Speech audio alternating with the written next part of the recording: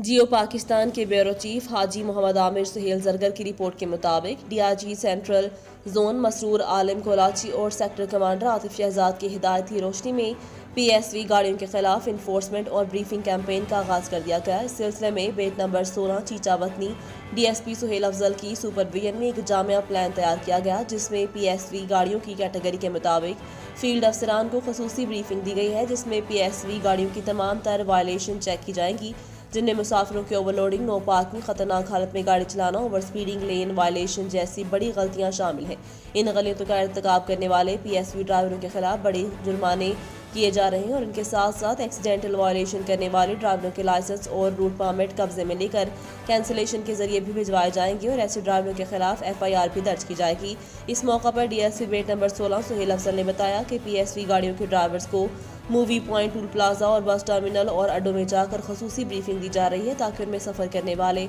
और दूसरे road users की जान माल की हिफाजत की जा सके और हादसा पर काबू पाया जा सके।